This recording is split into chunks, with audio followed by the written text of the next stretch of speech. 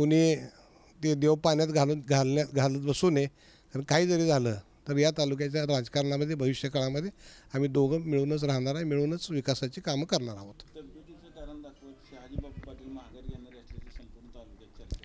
शहाजी हे बघा, नाही आजारपण हे नैसर्गिक असतं. शहाजी बापू लवकरच आता आजारातून त्यांना बरं वाटायला लागलेलं आहे.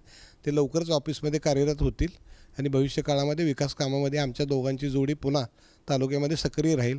त्यामुळे त्या बाबतीतसुद्धा कोणी गैरसमज कृपा करून पसरवायचा प्रयत्न करू नये अशी माझी जे पसरवतात त्यांना विनंती आहे. आता कार्यकर्त्याच्या मेळाव्यामध्ये साहजिकच आजपर्यंत अनेक वेळा मागणी केलेली आहे. कार्यकर्त्यांचा आग्रह आहे की आबा तुम्ही विधानसभेची निवडणूक लढवावी. ही कार्यकर्त्यांचा आग्रह आजच्या मिटिंगमध्ये प्रभावीपणे होता.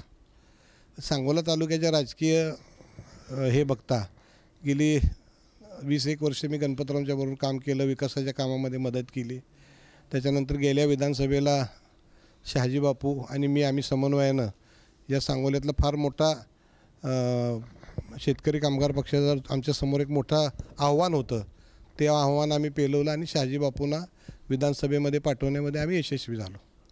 4-4.5 वर्षाच्या काळामध्ये 40-50 वर्षाच्या काळामध्ये विकास कामामध्ये माझा सहभाग होता. याही 5 वर्षाच्या काळामध्ये तालुक्यातल्या विकासाची कामं मोठ्या प्रमाणावर झालेली आहेत.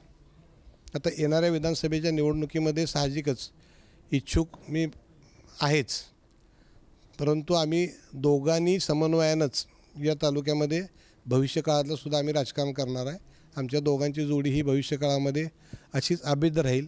आणि त्यामध्ये सगळ्यात महत्त्वाची गोष्ट म्हणजे आम्ही दोघंही महायुतीतले घटक आहोत आणि आम्ही दोघांनाही वरील श्रेष्ठींमध्ये आम्हाला बोलवून घेऊन सांगितलं की तुम्हाला दोघांनाही न्याय द्यायची भूमिका आम्ही श्रेष्ठी घेऊ. आता श्रेष्ठीच्या निर्णयाकडे आम्ही वाट बघतो आहे. सांगोला विधानसभा मतदारसंघातील सगळ्या प्रमुख कार्यकर्त्याची एक बैठक आयोजित केली होती, पण त्या बैठकीचं रूपांतर मोठ्या मेळाव्यामध्ये झालं. त्यामध्ये सांगोला तालुक्याचा गावनिहाय संपर्क दौरा मी त्या ठिकाणी करायचं ठरवलं आहे. हे ते 2-4 दिवसामध्ये माझा कार्यक्रम मी ठरवून देणार आहे आणि प्रत्येक गावामध्ये बांधावर जाऊन शेतकऱ्याच्या, गरिबाच्या, सर्वसामान्याच्या अडचणी सोडवण्याचा प्रयत्न करतो आहे.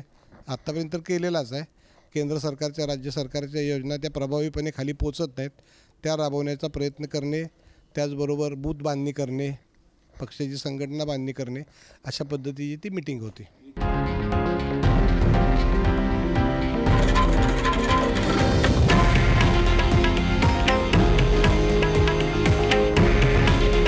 हे आहे देशातील नंबर 1 न्यूज नेटवर्क आणि आपण पाहत आहात TV9 मराठी. काळजी तुमची, हित महाराष्ट्राचं.